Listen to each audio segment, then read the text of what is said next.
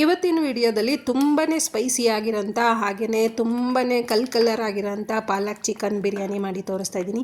ಒಂದ್ಸಲ ಈ ವಿಧಾನದಲ್ಲಿ ಟ್ರೈ ಮಾಡಿ, ತುಂಬ ರುಚಿಯಾಗಿ ಬರುತ್ತೆ. ಆವಾಗ ನೀವೇ ಕಮೆಂಟ್ಸ್ ಹಾಕ್ಬೋದು, ಮತ್ತೆ ಮಾಡ್ತಾ ಇರೋಣ ಈ ವಿಧಾನದಲ್ಲಿ ಅಂತ ಖಂಡಿತವಾಗ್ಲೂ ಅನಿಸುತ್ತೆ. ಬನ್ನಿ ಇವಾಗ ತಡ ಮಾಡಿದಿರೋ ವಿಡಿಯೋ ಸ್ಟಾರ್ಟ್ ಮಾಡೋಣ. ಮೊದಲಿಗೆ ಇಲ್ಲಿ ಒಂದು ಪಾತ್ರೆಯಲ್ಲಿ ಸ್ವಲ್ಪ ಎಣ್ಣೆ ಹಾಕ್ಕೊಂಡು ಈರುಳ್ಳಿನ ಹಾಕ್ಕೊತಾ ಇದ್ದೀನಿ. ಈರುಳ್ಳಿನ ಫ್ರೈ ಮಾಡ್ಕೊಳ್ಳೋಣ. ಈರುಳ್ಳಿ ಜೊತೆಗೆ ಸ್ವಲ್ಪ ಹಸಿ ಶುಂಠಿ ಹಾಕ್ಕೊಳ್ಳೋಣ. ಹಾಗೆ ಒಂದು ಬೆಳ್ಳುಳ್ಳಿ,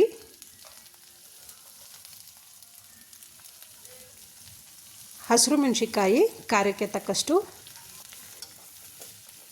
ಶುಂಠಿ ಬೆಳ್ಳುಳ್ಳಿ ಮತ್ತು ಈರುಳ್ಳಿದು ಹಸಿ ವಾಸನೆ ಹೋಗೋ ತನಕ ಫ್ರೈ ಮಾಡ್ಕೊಬೇಕು.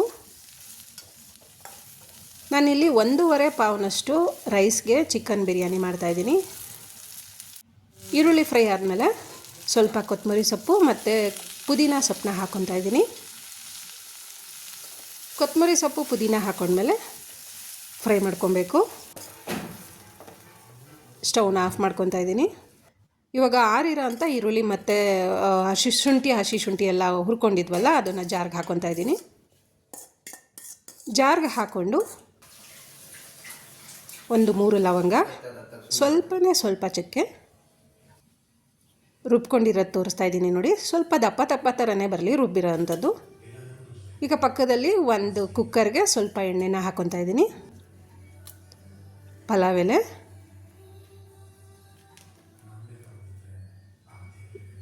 ಕಲ್ಲುವ,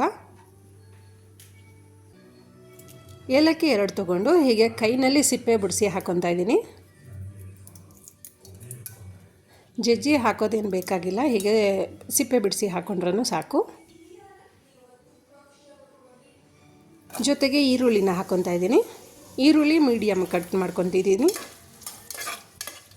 ಸ್ವಲ್ಪ ಫ್ರೈ ಮಾಡ್ಕೊಳ್ಳೋಣ. ಈರುಳ್ಳಿ ಫ್ರೈ ಆದಮೇಲೆ ಚಿಕನ್ ಹಾಕ್ಕೊತಾ ಇದ್ದೀನಿ. ಅರ್ಧ kg ಚಿಕನ್ ತೊಗೊಂಡಿದ್ದೀನಿ. ಚಿಕನ್ನ ನೀಟಾಗಿ ಮೇಲೆ ಕೆಳಗೆ ಆಡಿಸ್ಕೊತ ಫ್ರೈ ಮಾಡ್ಕೊಬೇಕು. ಏಕೆಂದರೆ ಎಣ್ಣೆ ಮತ್ತು ಈರುಳ್ಳಿನಲ್ಲಿ ಅದು ನೀಟಾಗಿ ಮಿಕ್ಸ್ ಆಗಬೇಕು. ಸ್ವಲ್ಪ ಅರಿಶಿನ ಪುಡಿ ಹಾಕ್ಕೊಳ್ತಾ ಇದ್ದೀನಿ. ಜೊತೆಗೆ ಧನಿಯಾ ಪೌಡ್ರು 1.5 ಸ್ಪೂನು,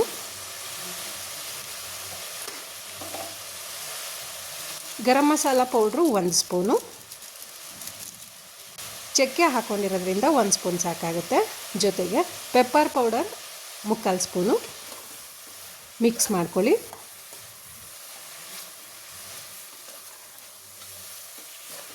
ನೀವು ಇದ್ರ ಜೊತೆಗೆ ಚಿಕನ್ ಗ್ರೇವಿ ಏನಾದರೂ ಬೇಕಿದ್ರೆ ಸೈಡಾಗಿ ಮಾಡ್ಕೊಬೋದು.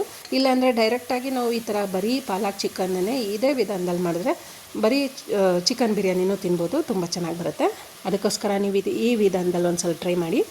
ರುಚಿಗೆ ತಕ್ಕಷ್ಟು ಉಪ್ಪು ಹಾಕ್ಕೊತಾ ಇದ್ದೀನಿ, ಯಾಕಂದರೆ ಚಿಕನ್ಗೆ ಉಪ್ಪು ಹೊಂದ್ಕೊಬೇಕು. ಉಪ್ಪು ಹಾಕಿದ್ಮೇಲೆ ಒಂದು ಸಲ ನೀಟಾಗಿ ಮಿಕ್ಸ್ ಮಾಡಿ.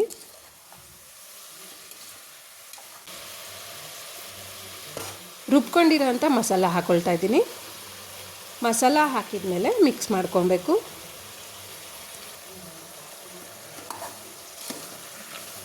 ನಾವಿಲ್ಲಿ ಪಾಲಕ್ ಸೊಪ್ಪು ಮತ್ತು ಈರುಳ್ಳಿನ ಫ್ರೈ ಮಾಡಿಕೊಂಡು ಮಾಡೋದ್ರಿಂದ ರುಚಿ ಅಂತೂ ತುಂಬಾ ಚೆನ್ನಾಗಿ ಬರುತ್ತೆ. ನೀವು ಆರಿದ ಮೇಲೂ ಕೂಡ ಇಷ್ಟಪಟ್ಟು ತಿನ್ಬೋದು. ಜಾರ್ಗೆ ನೀರು ಹಾಕಿ ಆ ನೀರು ಮಿಕ್ಸ್ ಮಾಡ್ಕೊತಾ ಇದ್ದೀನಿ.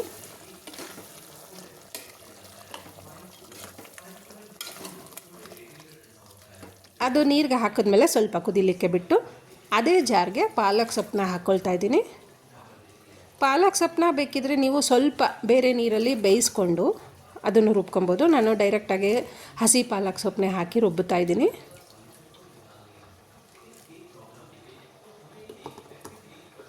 ರುಬ್ಬಿದಾಗಿದೆ ನೋಡಿ, ನುಣ್ಣಗೆ ರುಬ್ಕೊಂಡಿದ್ದೀನಿ. ಚಿಕನ್ ಕುದಿ ಬರ್ತಾಯಿದೆ. ಇವಾಗ ರುಬ್ಕೊಂಡಿರೋಂಥ ಪಾಲಕ್ನ ಮಿಕ್ಸ್ ಮಾಡ್ಕೊತಾ ಇದ್ದೀನಿ. ಜಾರ್ಗೆ ಸ್ವಲ್ಪ ನೀರು ಹಾಕಿ ಮಿಕ್ಸ್ ಮಾಡ್ಕೊತಾ ಇದ್ದೀನಿ. ಸ್ಪೈಸಿಯಾಗಿ ತುಂಬಾ ಬಾಯಿಗಂತೂ ಖಾರವಾಗಿ ತುಂಬ ಚೆನ್ನಾಗಿ ಬರುತ್ತೆ. ಪಾಲಕ್ ಸೊಪ್ಪು ಹಾಕಿರೋದ್ರಿಂದ ಹೆಲ್ದಿನೂ ಕೂಡ. ನೀಟಾಗಿ ಮಿಕ್ಸ್ ಮಾಡಿ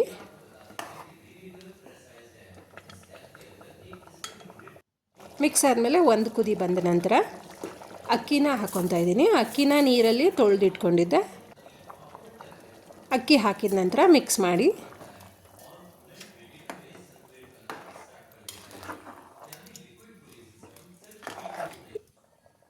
ಇವಾಗ 3 ಲೋಟದಷ್ಟು ನೀರನ್ನ ಹಾಕ್ಕೊತಾ ಇದ್ದೀನಿ. 1.5 ಪಾವ್ಗೆ 3 ಲೋಟದಷ್ಟು ನೀರನ್ನ ಮಿಕ್ಸ್ ಮಾಡ್ಕೊತಾ ಇದ್ದೀನಿ. ರುಚಿಗೆ ತಕ್ಕಷ್ಟು ಉಪ್ಪು ಹಾಕಿ ಕುದಿ ಬರಲಿಕ್ಕೆ ಬಿಡೋಣ.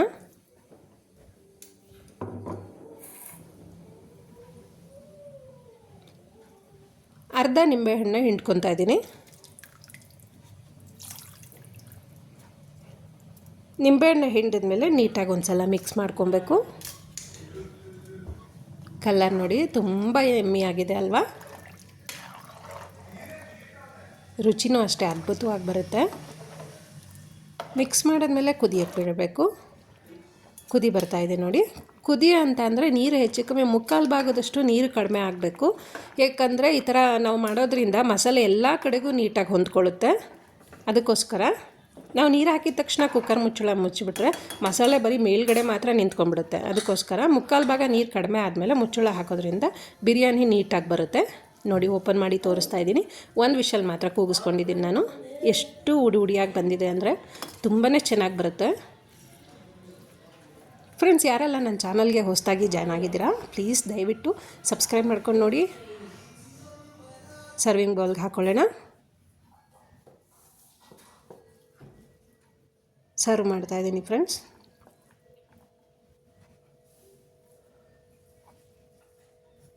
ತುಂಬಾ ಕರೆಕ್ಟಾಗಿ ಹದವಾಗಿ ನೀಟಾಗಿ ಪಾಲಕ್ ಚಿಕನ್ ಬಿರಿಯಾನಿ ರೆಡಿ ಆಯಿತು.